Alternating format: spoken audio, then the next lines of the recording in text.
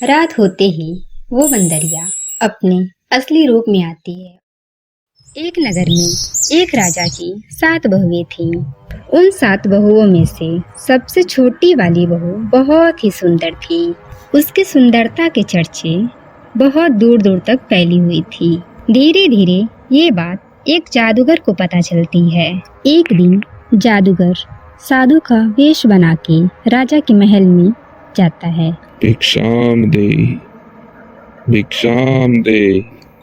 अरे इस बड़े से महल में कोई है जो इस बूढ़े से साधु को भिक्षा दे सके? फिर राजा की सबसे बड़ी बहू बाहर आती है और बोलती है, ये लीजिए साधु महाराज, मैं आपके लिए भिक्षा लाई हूँ। नहीं नहीं पुत्री, मैं सबसे छोटी बहू के हाथ से ही भिक्षा लूंगा। फिर बड़ी बहू छोटी बहू को बुला देती है।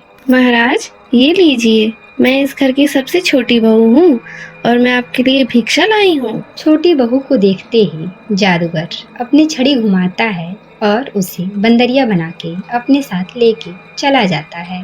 थोड़ी दूर जाने के बाद जादूगर को प्यास लगती है और वो एक बुढ़िया के घर रुकता है। माता जी, मैं बहुत दूर से आ रहा हूँ और मुझे बहुत प्यास लग गई है। मुझे थोड़ा सा पानी पिला दीजिए। ठीक है बेटा, थोड़ा इंतजार करो, मैं भी तुम्हारे लिए पानी लेकर आती हूँ। फिर वो बूढ़ी औरत जादूगर को पानी पिलाती है। थोड़ी देर बाद रात हो जाती है। रात होते ही वो बंदरिया अपने असली रूप में आती है और सुंदर सी रानी बन जाती है। ये देख के वो बूढ़ी औरत जादूगर से पूछती है, अरे बेटा, ये कैसा चमत्कार है?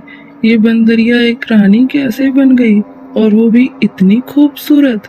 ये तो किसी राजघराने की लग रही है। हाँ माता जी, मैं इसे बहुत दूर से लाया हूँ और इसे अपने साथ ले जा रहा हूँ। अच्छा बेटा, लेकिन तुम इसको रखोगे कहाँ? जादूगर सोचता है, ये बुढ़िया मेरा क्या ही कर लेगी, लाओ इसे अपनी सच्चाई बता ही देता हूँ। माता जी, इस जंगल के पीछे एक काली गुफा है। मैं इसे वहीं रखूंगा और वहाँ कोई भी आता जाता नहीं है। फिर जादूगर रानी को लेके उस काली गुफा में चला जाता है। कुछ दिनों बाद राजा के 7 बेटे अपने घर आते हैं, जिनमें से छोटा बेटा अपनी रानी को ना पाके अपने पिताजी से सवाल करता है। पिताजी, मेरी पत्नी कहाँ है? कहीं नहीं दिख रही महल में।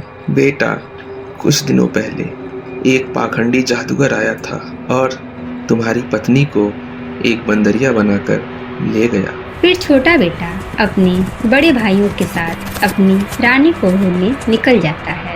रास्ते में जाते जाते उन 7 भाइयों को वही बुढ़िया मिलती है जो बुढ़िया जादूगर को मिली थी।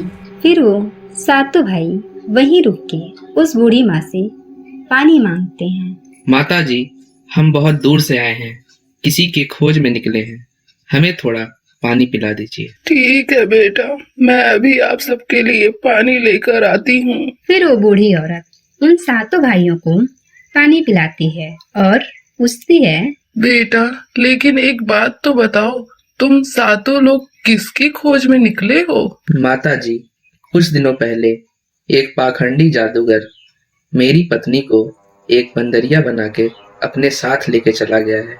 हम उसे ही ढूंढने निकले हैं। अगर आपने कहीं देखा है तो कृपया करके हमें बता दीजिए। हाँ बेटा, तुम सही कह रहे हो। कुछ दिनों पहले एक जादूगर आया था और अपने साथ एक बंदरिया भी लाया था, जो रात में एक सुंदर सी रानी बन गई थी। और जब मैंने उससे सवाल किया कि तुम इसे कहाँ रखोगे, तो उसने जवाब दिया कि इस जंगल के पीछे एक काली गुफा है, इसको मैं वहीं पर रखूंगा। आप सब वहीं पर चले जाओ, आपको वो जादूगर वहीं पर मिलेगा। फिर वो 7 भाई उस काली गुफा के पास जाते हैं। जब वो 7 भाई उस जादूगर के पास पहुंचते हैं तो जादूगर उनसे पूछता है, तुम लोग कौन हो और यहाँ किस लिए आए हो? मैं अपनी पत्नी को लेने आया हूँ, जिसे तुमने छल से अपने साथ लाए थे। मैं उसे आज तुम्हारे कैद से मुक्त करा के ले जाऊंगा। तो तुम अपनी रानी को लेने आए हो? अभी देखता हूँ कैसे ले जाते हो। इतना कहने के बाद जादूगर अपनी छड़ी घुमाता है और उन सातों भाइयों को पत्थर की मूर्ति बना देता है। कुछ साल बीत जाते हैं। उन 7 भाइयों में से बड़े भाई का बेटा चुन्नू बड़ा हो जाता है। जब वो बाहर खेलने जाता था तो सारे बच्चे उसे चिढ़ा के भगा देते थे।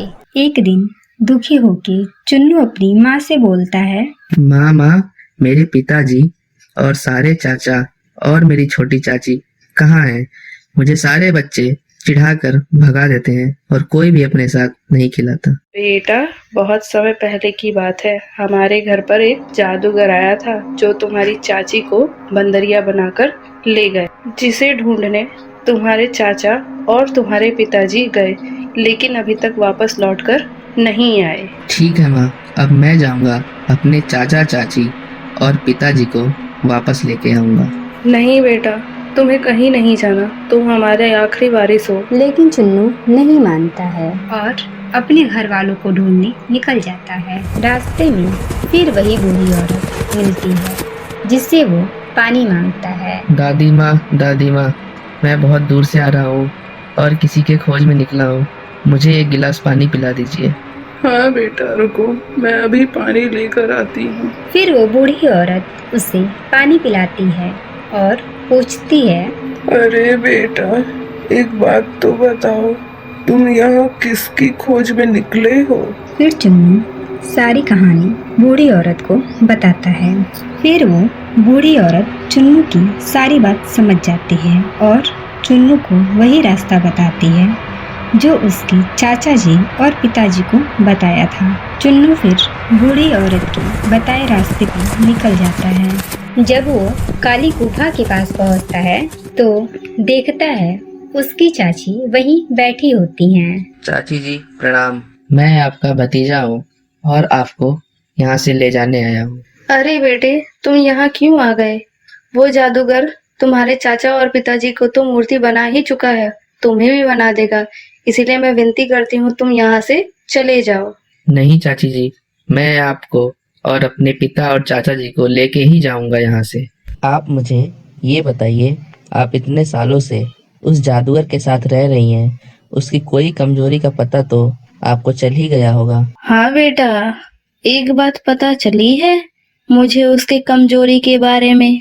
वो जो एक पेड़ दिख रहा है उस पर एक तोता बैठता है और उसी तोते में उस जादूगर की जान बसती है।